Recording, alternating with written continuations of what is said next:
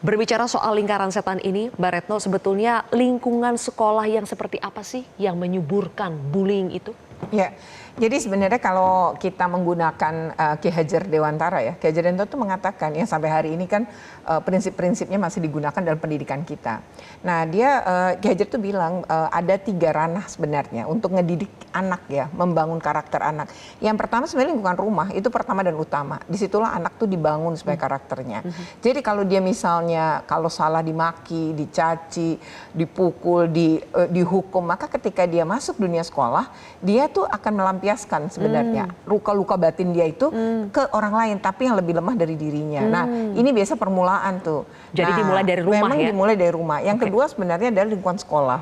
Nah, di lingkungan sekolah ini Ki Hajar mengatakan di bukunya kalau dia adalah tempat subur dalam membangun karakter. Jadi karakter positif atau negatif ini bisa subur jika di sekolah. Karena kata Ki Hajar semua anak-anak itu mungkin membawa pengasuhan berbeda-beda di lingkungan rumah. Nah, harusnya sekolah menunjukkan mana yang benar.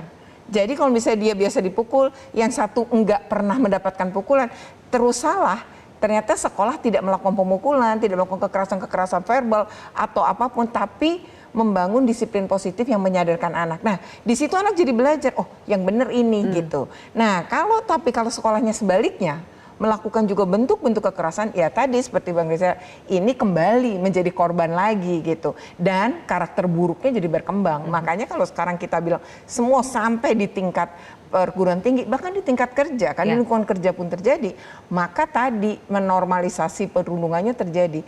Bully itu kan beda sama bercanda, tapi orang selalu bilang, itu kita bercanda, dia aja yang lebay, terus kalau dia lapor ya tadi dibilang, cengeng, lemah, padahal enggak. Nah kalau bully sendiri gitu ya, kan ada 3 ya indikator kuatnya. Pertama adalah berulang. Apakah berulang? Misalnya body shaming, misalnya dia gemuk, tapi kalau dipanggil itu gembrot gitu, atau dia hitam, kalau dipanggil keling itu berulang sampai orang lupa nama dia. Nah sebenarnya itu kan berulang. Yang kedua adalah dilakukan dengan relasi kuasa yang lebih tinggi si pelaku. Nah jadi mungkin kakak kelas kepada adik kelas, atau kalau satu level mungkin ekonominya lebih tinggi, atau ada bentuk-bentuk lain. Nah lalu guru ke murid atau orang tua ke anak itu semua bisa gitu melakukan. Nah yang ketiga ini yang sebenarnya kita juga sering lupa, yang menentukan bully atau enggak itu sebenarnya korban. Jadi di ketiga itu disebutin korban merasa dirinya itu tidak nyaman, terintimidasi, tersakiti, itu disebut dengan bully gitu atau perundungan orang bilang. Nah inilah yang kemudian tumbuh subur karena dianggap hanya ngata-ngatain.